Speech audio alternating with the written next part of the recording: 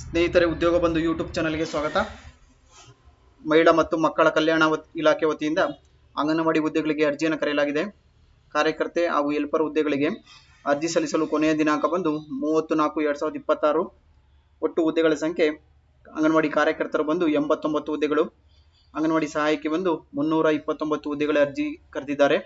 Website ಬಂದು www.karnataka.gov.in. ಈ ವೆಬ್ಸೈಟ್ನಲ್ಲಿ ಅರ್ಜಿಯನ್ನು ಸಲ್ಲಿಸಬೇಕಾಗುತ್ತೆ.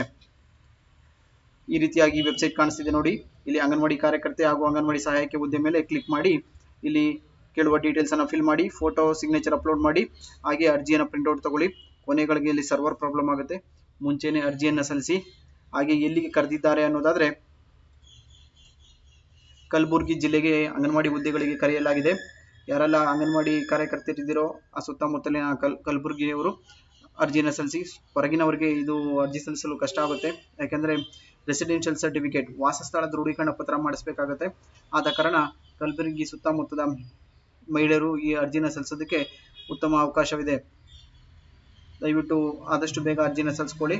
ಅಂಗನವಾಡಿ ಕಾರ್ಯಕರ್ತರು ಹಾಗೂ ಅಂಗನವಾಡಿ ಸಹಾಯಕ ಹುದ್ದೆಗಳು ಏಪ್ರಿಲ್ 30ರವರೆಗೂ ಅರ್ಜಿ ಸಲ್ಲಿಸಲು ಅವಕಾಶ ಮಾಡಿಕೊಡಲಾಗಿದೆ. ಉಳಿಕೆ ಬೇರೆ ಜಿಲ್ಲೆಗಳಿಗೂ ಇಷ್ಟಲ್ಲೇ ಅರ್ಜಿಯನ್ನು ಕರೆಯಲಾಗುತ್ತೆ. ಆವಾಗ ಮಾಹಿತಿನ ತಿಳಿಸ್ಕೊಡ್ತೀನಿ. ಯಾರೆಲ್ಲ ನನ್ನ ಚಾನಲ್ಗೆ ಇನ್ನೂ ಸಬ್ಸ್ಕ್ರೈಬ್ ಆಗಿಲ್ವೋ ದಯವಿಟ್ಟು ಸಬ್ಸ್ಕ್ರೈಬ್ ಆಗಿ. Thank you.